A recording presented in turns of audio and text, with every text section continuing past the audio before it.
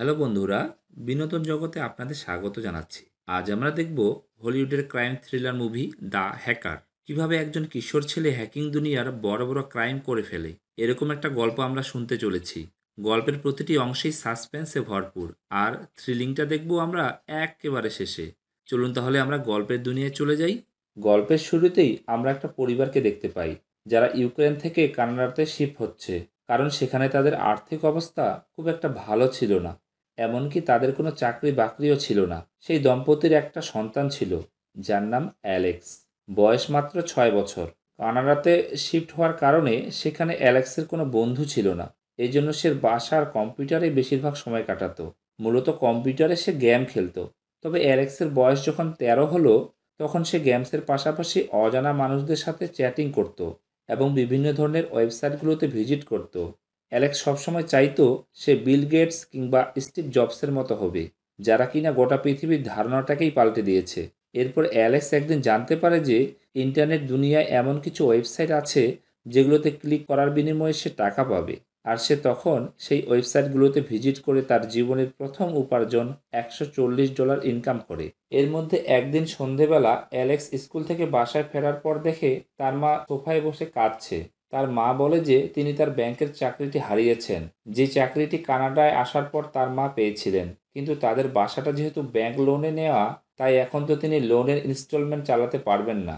আর এর ফলে ব্যাংক তাদের বাসা থেকে বের করেও দিতে পারে। এ কথা শুনে অ্যালেক্স তার ঘর থেকে একটা বক্স নিয়ে আসে। তার ভিতরে অনেকগুলো টাকা ছিল, যে টাকাগুলো সে অনেক বছর ধরে একটু একটু করে জমিয়েছে।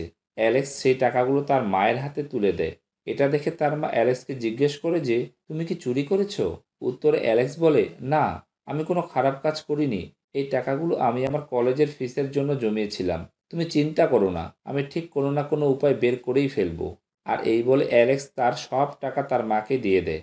তবে অ্যালেক্স এরপর আপসেট হয়ে পড়ে, কারণ সে অনেক বছর ধরে খুব কষ্টে এই টাকাগুলো জমিয়েছিল। তাই সে এখন টাকা কামানোর রাস্তা খুঁজতে শুরু করে। এরপরেই সে কম্পিউটারে বসে সার্চ করে ডার্ক ওয়েব। ডার্ক ওয়েব আসলে ইন্টারনেট দুনিয়ার সেই অন্ধকার গলি যেখানে সমস্ত ইল্লিগাল কাজ হয়। আর এখানে কেউ কাউকে কোনোদিন খুঁজে বের করতে পারে না। অ্যালেক্স সেখানে তার একটি অ্যাকাউন্ট ক্রিয়েট করে একটি গ্রুপে জয়েন করতে চায়, কিন্তু তখনই সেখান থেকে নোটিফিকেশন আসে যে প্রথমে তোমার কোনো কাজ করে আমাদের দেখাও। তাই অ্যালেক্স সেটা নিয়ে প্ল্যান করে। অ্যালেক্সের স্কুলে একটা রাগী ছেলে ছিল এবং অ্যালেক্স তার ক্রেডিট কার্ডটা কোনোরকমভাবে চুরি করে নেয় আর সেটার ডিটেলস ডার্ক ওয়েবের গ্রুপের মেম্বারদের মধ্যে ছড়িয়ে দেয়। আর এর ফলে অ্যালেক্সের র্যাঙ্ক স্ট্যাটাস একটু আপডেটেড হয়ে যায়। সে একজন সোলজারের স্ট্যাটাস পায়। তার মানে সে ডার্ক ওয়েবে এখন অনেকগুলো জিনিসই অ্যাক্সেস করতে পারবে। এরপর অ্যালেক্স সেখানকার একজন হ্যাকারকে বলে, আমি কিছু টাকা ইনকাম করতে চাই। আর তারপরে সেই হ্যাকার অ্যালেক্সকে 2টা ল্যাপটপ পাঠায় এবং বলে যে তুমি এই দুটোকে বিক্রি করে দাও। এখান থেকে যা লাভ আসবে তা আমরা দুজনেই ভাগ করে নেব। ডিল অনুযায়ী অ্যালেক্স সেই ল্যাপটপ দুটো বিক্রি করে দেয় আর লাভের টাকাটা তারা দুজনেই ভাগ করে নেয়। এরপর থেকে সেই হ্যাকার বিভিন্ন ধরনের দামি দামি জিনিস অ্যালেক্সকে পাঠাতে থাকে, আর অ্যালেক্স সেগুলো বিক্রি করে দুজনে মিলে বেশ টাকা ইনকাম করতে শুরু করে। মূলত তারা ডার্ক ওয়েবে অন্যদের ডেবিট বা ক্রেডিট কার্ড দিয়ে সেই জিনিসগুলো কিনতো, আর সেগুলোকে অ্যালেক্স আবার বিক্রি করে দিত। কিন্তু অ্যালেক্স যেই শহরে বাস করে সেই শহরটা খুবই ছোট ছিল, আর অত দামি দামি জিনিস কেনার মতো সেখানকার লোকেদের সামর্থ্যও ছিল না। আর এই কারণে অ্যালেক্স সিদ্ধান্ত নেয় যে সে টরন্টো শহরে যাবে। তাই সে তার বাবা মাকে বোঝায় যে সে তার পড়াশোনা কমপ্লিট করার জন্য টরন্টোতে যাচ্ছে। এরপর অ্যালেক্স টরন্টোতে চলে আসে আর সেখানে তার সাই নামে একজন ছেলের সাথে দেখা হয়। সেই ছেলেটা অ্যালেক্সকে বলে যে তুমি এখানে যেই যেই জিনিস বিক্রি করতে চাও আমি এখানে কিছুক্ষণের মধ্যেই সেগুলো বিক্রি করে দিব, কিন্তু লাভের 30% আমাকে দিতে হবে। অ্যালেক্স সাইয়ের কথা রাজি হয়ে যায় এবং তারা দুজনে মিলেই সেখানে কাজ করতে শুরু করে দেয়। কিন্তু অ্যালেক্স এখন এই ছোট ছোট কাজ করতে করতে খুবই বোর হয়ে গিয়েছিল। সে এখন বড় একটা কিছু করতে চায়। তাই অ্যালেক্স সাইকে বলে যে আমরা যদি ব্যাংকারদের ক্রেডিট কার্ডের ডিটেলস পেয়ে যাই তাহলে একসাথে আমরা অনেক টাকা কামাতে পারবো। এটা শুনে সাই বলে, ওকে, আমি তোমাকে সাহায্য করতে পারবো।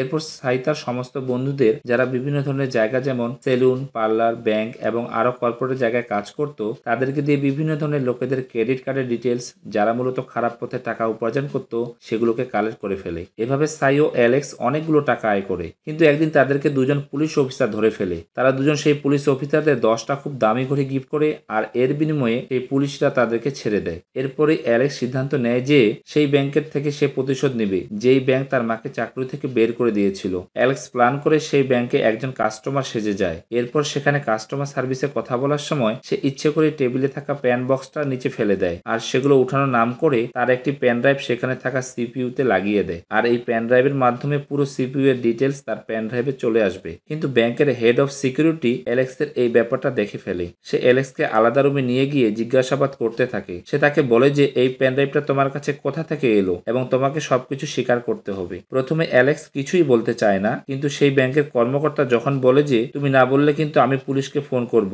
তখনই অ্যালেক্স বলে যে ব্যাংকে চুরি করার জন্য এটা আমি করিনি, এটা শুধুমাত্র একটা প্র্যাঙ্ক ছিল।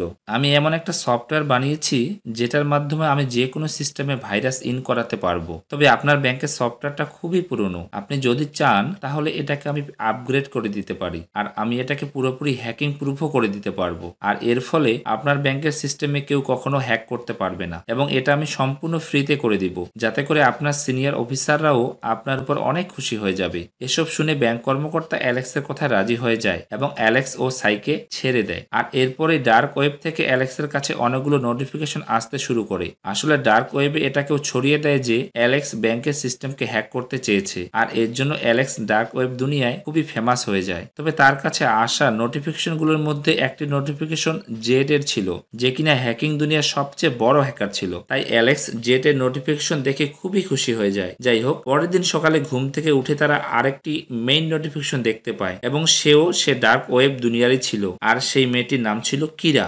এরপর অ্যালেক্স সেই মেয়েটির সাথে দেখা করতে যায় এবং তাকে তার সাথে কাজ করতে বলে। অ্যালেক্সের কথায় কিরা রাজি হয়ে যায়। এরপর থেকে অ্যালেক্স, সাই এবং কিরা একসাথে কাজ করত। কিরার কাছে এমন একটা মেশিন ছিল যেটার মাধ্যমে সে ডুপ্লিকেট ক্রেডিট কার্ডও বানাতে পারত। তারা এই ধরনের অনেক ক্রেডিট কার্ড বানিয়ে ফেলে এবং যেগুলোর মাধ্যমে তারা অনেকগুলো টাকাও নিজেদের করে নেয়। তবে তাদের কাছে এই টাকা এখন বিটকয়েনে আসতো, যেটা মূলত একটা ডিজিটাল কারেন্সি, আর এটার কোনো রেকর্ড ব্যাংকের কাছে থাকে না। তাই সরকার চাইলেও তাদেরকে কোনোভাবে সন্দেহ করতে পারবে না। আর এইভাবেই তারা ধীরে ধীরে অনেক দামি দামি জিনিস কিনে সেগুলো বেচতে শুরু করে। তবে সেখানে যত নামি দামি ক্লায়েন্ট ছিল সবাই মূলত ছিল কিরার ক্লায়েন্টস। তাই অ্যালেক্স ও সাই যখন কিরাকে ক্লায়েন্টসের ব্যাপারে জিজ্ঞেস করে, তখন কিরা বলে যে এদের সবাইকে জোগাড় করে দেয় তার আঙ্কেল। যাই হোক, এরা তিনজনই এদের হ্যাকিং এর কাজে এতটাই এক্সপার্ট হয়ে গিয়েছিল যে বিক্রি করে দেওয়ার জন্য তাদের কাছে ফেরারিও পাঠায়। আর এবারও কিরাই সেই গাড়ির বিক্রির জন্য ডিল করছিল। তবে সাই কিরাকে আস্তে আস্তে সন্দেহ করতে শুরু করে। সাই অ্যালেক্সকে বলে যে কিরা যদি তার আঙ্কেলের সাথেই মিলে এসব কাজ করতে পারে তাহলে আমাদের কি প্রয়োজন। কিন্তু তার কথায় তখন অ্যালেক্স খুব একটা কান দেয় না। এরপরই তারা একটা বড় ডিল করে এবং সেই ডিলটাও কিরাই করছিল। কিন্তু সেখানে সাই চলে আসে এবং ক্লায়েন্টসের ডিটেলস চায়। সেখানে তাদের তিনজনের মধ্যে একটু ঝগড়াঝাটি শুরু হয়, আর সেই ঝগড়ার সময় সাই গিয়ে তাদের ক্লায়েন্টসের গায়ে একটু হাত লাগায়। ঠিক তখনই সেই ক্লায়েন্টসরা তাদের বন্দুক বের করে তাদের দিকে তাক করে। তাদের মধ্যে ঘটনাটা এতটাই বাজে রূপ নেয় যে গ্যাংস্টাররা অ্যালেক্সদের ওয়ার্নিং দেয় যে তারা যদি আবার কখনো এখানে জিনিসপত্র বেচতে আসে তাহলে তারা নিজেরাই অ্যালেক্সদেরকে মেরে ফেলবে। এই ঘটনার পর তারা তিনজন টরন্টো থেকে হংকংয়ে শিফট হয়ে যায়, আর কিরা নিজেও সবসময় হংকংয়ে আসতে চাইতো। যা হোক, তারা হংকংয়ে এসে প্রথমে একটি দামি হোটেলে ওঠে। এরপর ইচ্ছে মতো শপিং করে বেড়াতে থাকে, আর এই কাজগুলো তারা করছিল তাদের সেই নকল ক্রেডিট কার্ড দিয়ে, যেগুলোর মধ্যে আসল ক্রেডিট কার্ডের নাম্বার থাকতো। অনেকবার তাদের ধরা পড়ে যাওয়ার ভয়ে পালাতেও হয়েছে। এর মধ্যে একদিন রাতে তারা একটি নাইট ক্লাবে যায়। সেখানে সাই একটি মেয়ের কারণে অন্য একটি ছেলের সাথে ঝামেলা বাঁধিয়ে ফেলে। সে কারণে সাই ও অ্যালেক্সকে সেখান থেকে পুলিশ ধরে নিয়ে যায়। তবে কিরা তার সেই আঙ্কেলের সাহায্যে তাদের দুজনকে পরদিন সকালে থানা থেকে ছাড়িয়ে নেয়। এরপর যখন কিরা ও অ্যালেক্স হোটেলে বসেছিল তখন সাই এসে তার আগের দিনের ব্যবহারের জন্য ক্ষমা চায়। সাই মূলত বাইরে থেকে অনেক শপিং করে এনেছিল এবং সাথে অনেকগুলো টাকাও ছিল। আসলে তারা একটা স্পেশাল ধরনের কার্ডের ব্যবহার করেছিল। এটা তারা তখনই পেয়েছিল যখন তারা টরন্টোতে ছিল। তবে সেই কার্ডের একটা ধরন আছে, মানে সেই কার্ডের মাধ্যমে টাকা বের করার কোনো লিমিট নেই, কিন্তু তারা সেই কার্ডটাকে শুধুমাত্র একবারই ব্যবহার করতে পারবে। আর তারা যদি দ্বিতীয়বার সেই কার্ডটাকে ব্যবহার করে তাহলে তাদেরকে ট্রেস করে নেওয়া হবে। তাই যখন অ্যালেক্স জানতে পারে যে সাই এই কার্ডটাকেই আবার ব্যবহার করেছে, এটা দেখে অ্যালেক্স খুবই রেগে যায়। এর ফলে তাদের মাঝে আবারও ঝগড়া শুরু হয়। অ্যালেক্স সাইকে বলে তুমি এখান থেকে টরন্টোতে ফিরে যাও, আর সাইও কথা মতো টরন্টোতে ফিরে যায়। তাই এখন হোটেলে শুধুমাত্র অ্যালেক্স ও কিরাই ছিল। তবে অ্যালেক্স ও কিরা মিলে তাদের কাছে যে ক্লোনিং ক্রেডিট কার্ডগুলো ছিল সেগুলো দিয়ে হংকং এর সমস্ত এটিএম বুথ থেকে $2.3 মিলিয়ন চুরি করে নেয়, আর তারা সব বুথে ডার্ক ওয়েবের ভিজিটিং কার্ড রেখে দেয়। এরপর তো এই বিষয়টা ব্রেকিং নিউজ হয়ে যায়, মানে হংকং এর বিভিন্ন বুথ থেকে এক রাতে $2.3 মিলিয়ন চুরি হয়ে গিয়েছে। তবে সেটা কে বা কারা করেছে সেটা জানাও সম্ভব নয়। কিন্তু জেড নামের সেই বড় মাপের হ্যাকার যে পুরো ডার্ক ওয়েবটাকে কন্ট্রোল করে,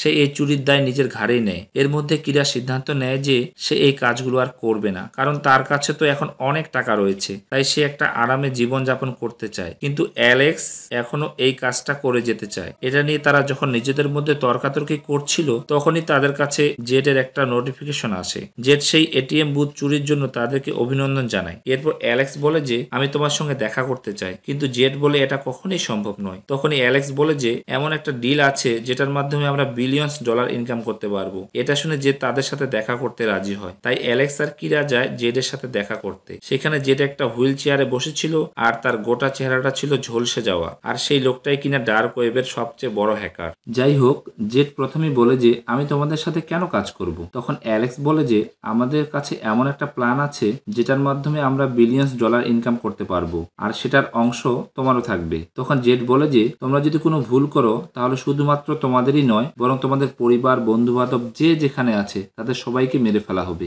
এরপরে তারা তাদের প্ল্যান বলে সেখান থেকে বেরিয়ে যায়, এবং তারা যখন তাদের গাড়িতে গিয়ে বসে তখন অ্যালেক্সের কাছে সাইয়ের ফোন আসে। সে অ্যালেক্সের থেকে এখন ক্ষমা চায়। সাই বলে আমি হংকং এ ফিরে এসেছি, আর হোটেলে আমি তোমাদের জন্য অপেক্ষা করছি। এরপর সেই হোটেলে ডোরবেল বাজে। সাই ভাবে অ্যালেক্স ও কিরা হয়তো এসে গিয়েছে, কিন্তু সেটা অ্যালেক্স আর কিরা ছিল না, তারা ছিল অন্য কেউ। মূলত সেখানে দুজন লোক এসেছিল যাদের কার্ড সাই দ্বিতীয়বারের মতো ব্যবহার করেছিল, আর যেটার কারণে অ্যালেক্স আর সাইয়ের মাঝে ঝগড়াও হয়েছিল। এর কিছুক্ষণ পরেই অ্যালেক্স ও কিরা হোটেলে পৌঁছায়। রুমে এসে তারা দেখতে পায় যে তাদের বন্ধুকে কেউ মেরে ফেলেছে। অ্যালেক্স এই বিষয়টা নিয়ে খুবই টেনশনে পড়ে যায়। সে এটা পুলিশকে ইনফর্ম করতে চায়, কিন্তু কিরা বলে যে এটা করা খুবই বোকামি হবে, কারণ আমরা যদি এই কাজটি করি তাহলে আমাদেরকেও ধরা পড়তে হবে। সেজন্য তারা দুজনে সেই হোটেল ছেড়ে পালিয়ে যায়। এর পরের দিনই অ্যালেক্সের কাছে জেডের ফোন আসে, আর সে বলে যে আমি তোমাদের সাথে সেই কাজটি করতে চাই, এবং তারা তাদের প্ল্যানে লেগে পড়ে। অ্যালেক্স এবং কিরা এমন একটা রুমে যায় যেখানে আগে থেকে লোকেরা কম্পিউটারের সামনে বসেছিল। অন্যদিকে জেডকে দেখানো হয় যে তার কম্পিউটার স্ক্রিনে শেয়ার মার্কেটের সব খবর দেখছিল।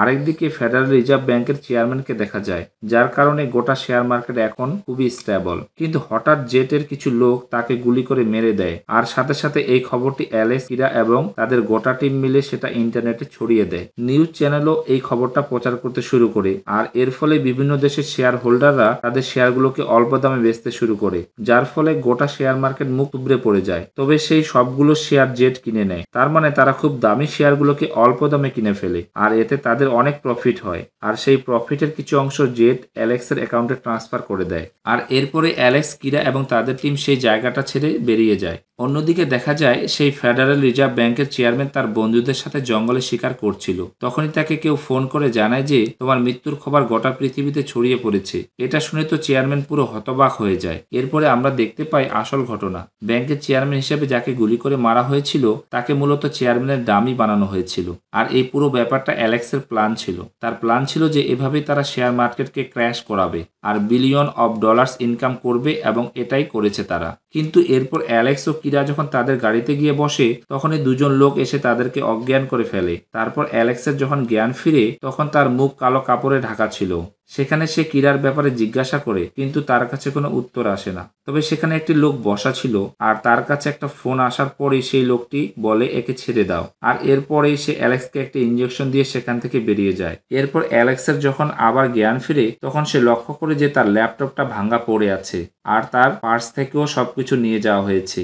যাই হোক, অ্যালেক্স সেখান থেকে বেরিয়ে কোনোভাবে শহরে ফিরে আসে এবং কিরার সাথে যোগাযোগ করার চেষ্টা করে, কিন্তু কিরার ফোন নাম্বার বন্ধ পাওয়া যায়। এরপর সে একদিন সাইবার সাইবার ক্যাফেতে গিয়ে ডার্ক ওয়েবের সাইট খোলার চেষ্টা করে, কিন্তু সেই ওয়েবসাইট সিজ করে দেওয়া হয়েছিল। তারপর অ্যালেক্স একদিন ইন্টারনেটে একটা খবর দেখে, সেখানে বলা হচ্ছে যে জেড নামের ডার্ক ওয়েবের বড় হ্যাকারকে অ্যারেস্ট করে নেওয়া হয়েছে, আর তার সাথে কিরা নামের একজন মেয়ে ছিল যে পালানোর চেষ্টা করে তাকে গুলি করে মেরে ফেলা হয়েছে। এটা দেখে অ্যালেক্স খুব আপসেট হয়ে যায়। তবে ততক্ষণে সাইবার ক্যাফেতে পুলিশ এসে অ্যালেক্সকে অ্যারেস্ট করে ফেলে, কারণ সে সেখানে ডার্ক ওয়েবের ওয়েবসাইট সার্চ করায় পুলিশের সাইবার টিম বুঝে ফেলে। যাই হোক, অ্যালেক্সকে পুলিশ থাইল্যান্ডের জেলে পাঠায়, আর অ্যালেক্স সেখানে 2 বছর পার করে। এই 2 বছরে সে তার ভুলটাও বুঝতে পারে, আর এখন সে বাড়িতে ফিরতে চায়, তার বাবা মাকে একবার দেখতে চায়। তাছাড়া কিরাকে হারিয়েও সে খুব আপসেট ছিল।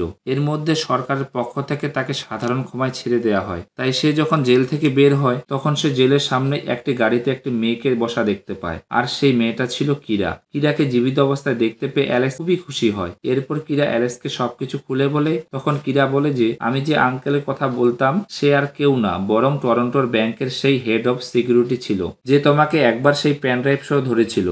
আসলে আমি একবার জেলে ছিলাম, আর ওই ব্যাংক কর্মকর্তা আমার সাথে দেখা করতে এসেছিল। সে মূলত FBI এর সাথে জেটকে ধরার একটা প্ল্যান বানিয়েছিল, আর সেই প্ল্যানে সে আমাকেও ইনক্লুড করে। তার বদলে সে আমার সব মামলা তুলে নেওয়ার কমিটমেন্ট করে। সেই কারণেই আমি তার প্রস্তাবে রাজি হয়েছিলাম, আর উনি আমাকে তোমার ফাইলটাও দিয়েছিল এবং তোমাকেও আমাদের সাথে নিতে বলেছিল। তাই আমি প্ল্যান অনুসারে তোমার সাথে দেখা করি, আর সেখানেই আমি তোমাকে হংকং যাওয়ার কথা বলেছিলাম, কিন্তু তুমি যেতে চাইছিলে না। আর সে কারণে সেই গ্যাংস্টার লোকেরা যারা আমাদের হুমকি দিয়েছিল তারা আসলেও আমার প্ল্যানেরই সদস্য ছিল, এবং এরপরে তুমি হংকং আসতে রাজি হলে।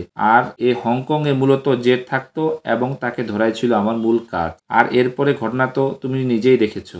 অ্যালেক্স কিরাকে বলে যে তুমি আমাকে মিথ্যা বলেছ, কিন্তু কিরা বলে আমি তোমাকে কখনোই মিথ্যা বলিনি, বরং আমি তোমাকে অনেকবার বলার চেষ্টা করেছি, তবে বলার সুযোগই পাইনি। পরে সে তাকে তার আসল পাসপোর্টটা দিয়ে দেয় আর বলে তুমি কি আমার সাথে বাড়িতে ফিরতে চাও। এরপর তারা দুজনে গাড়িতে বসে একটি সুখী জীবনের দিকে এগিয়ে যায়। শেষে আপনাদের জানিয়ে রাখি, এই সিনেমার গল্পটি একটি সত্য ঘটনার উপর ইন্সপায়ার্ড হয়ে বানানো হয়েছিল।